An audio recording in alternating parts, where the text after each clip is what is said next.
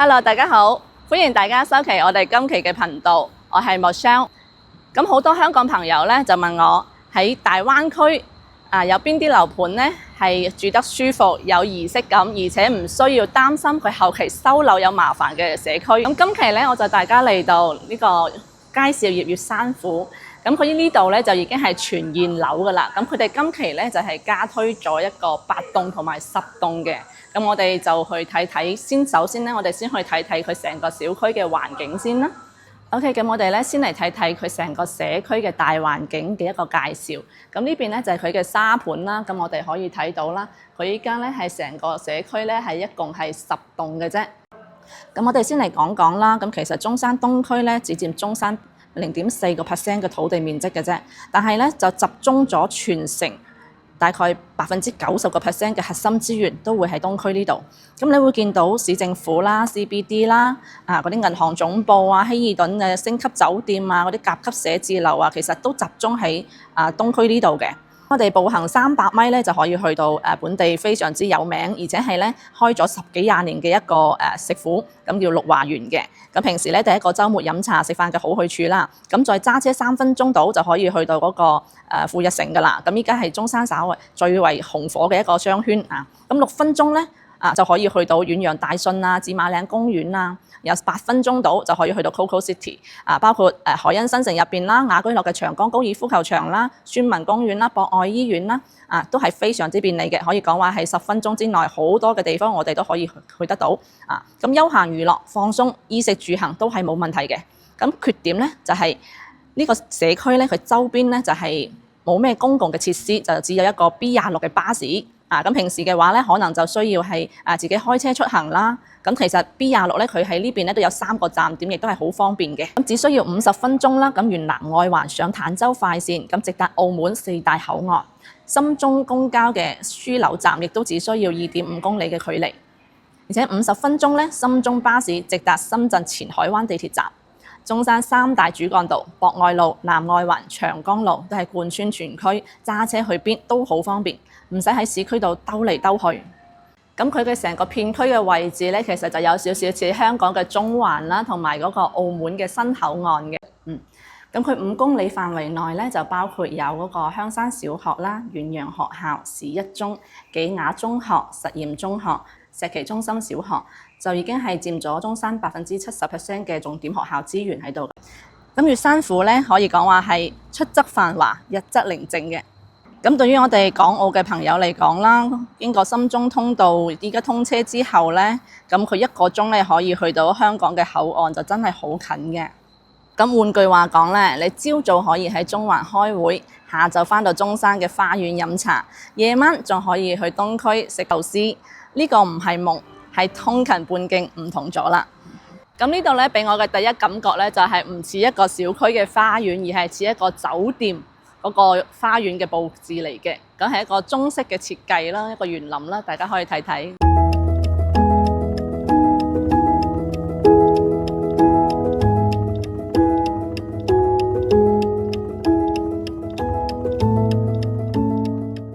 咁呢度咧仲有一個就係山景泳池啦、健身房啦，同埋一個童趣樂園。咁對於大人小朋友嚟講咧，嘅設施咧都係非常之豐富嘅。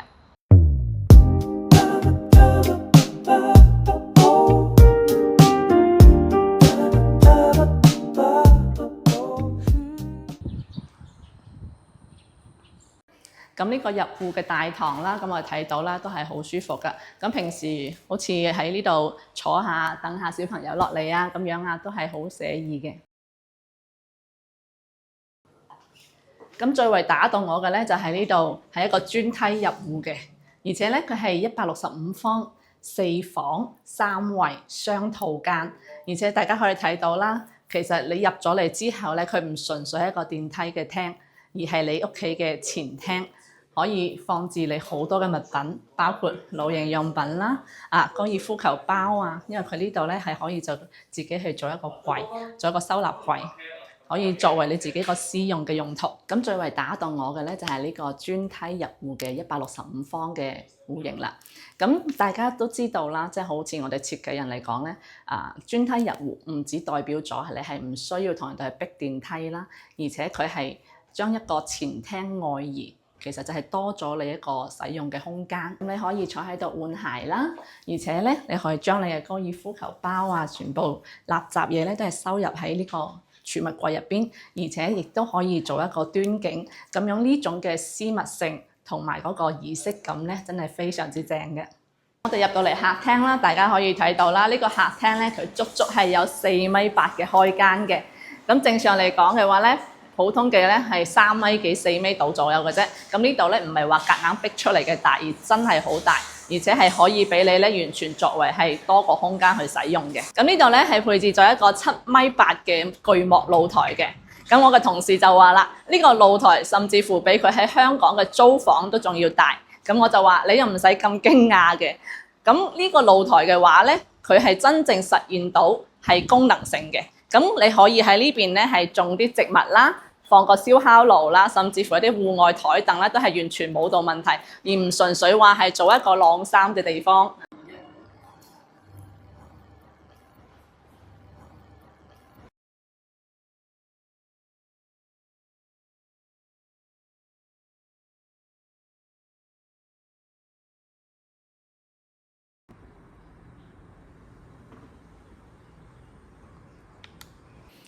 OK， 咁我今日咧就大家嚟到呢個樣板間度睇睇啦。咁我哋一入門咧，佢右手邊咧就係廚房嘅位置。咁可以睇到咧，佢係做咗一個名廚嘅設計嘅，而且係一個 U 字形嘅擺佈。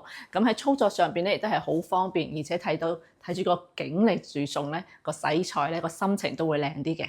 咁出翻嚟呢邊咧，咁我哋可以睇到佢呢個廚房係有個趟門嘅。當你有啲亂嘅時候咧，可以拉埋佢。咁客人嚟到咧，亦都唔會話睇到亂糟糟嘅情景。咁呢邊咧就係一個餐廳。咁餐廳佢依家咧係做咗個6人台嘅。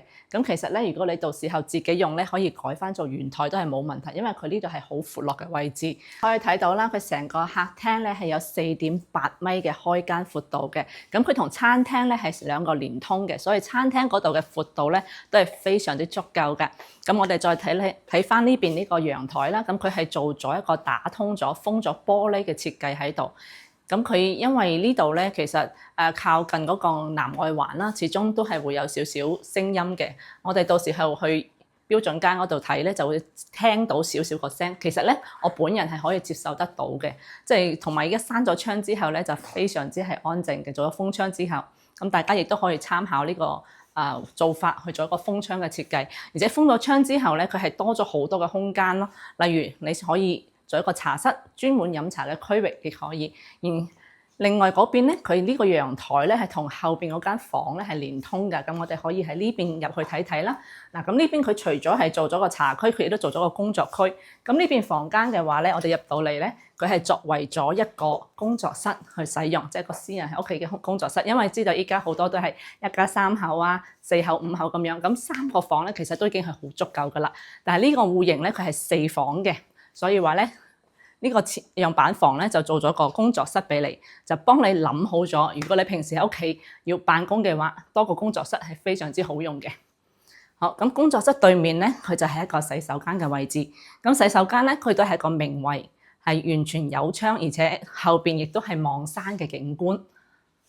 然後再過嚟咧，我哋後邊呢個咧就係一個小朋友嘅房間啦。咁我睇到咧，其實佢嘅採光各方面都係好好嘅，而且係做咗一個大窗喺度，佢個視野係非常之舒服，好寧靜。咁平時嘅話咧，喺呢度寫作業嗰啲都會係感覺上就會成個心靜落嚟嘅。又睇睇呢個主人房啦，喺呢邊嘅話咧，佢就有一個大嘅套間作為一個主人房。咁佢呢個咧飄窗台咁其實係做咗喺度啦。咁我哋以後嘅話，亦都可以參考呢個做法，即係坐喺呢一個位置平時夜晚同你身邊嗰位一齊飲杯酒都係好舒服、好寫意嘅。而且平時睇睇呢個窗喺度讀下書、睇下書都係非常之舒服。咁佢呢邊咧好似亦都可以做到成個牆身一整排嘅衣櫃咁當然啦，佢而家樣板間咧係做咗張梳台多張台喺度啦。咁可以睇到啦，成個衣櫃咧其實係好足夠嘅。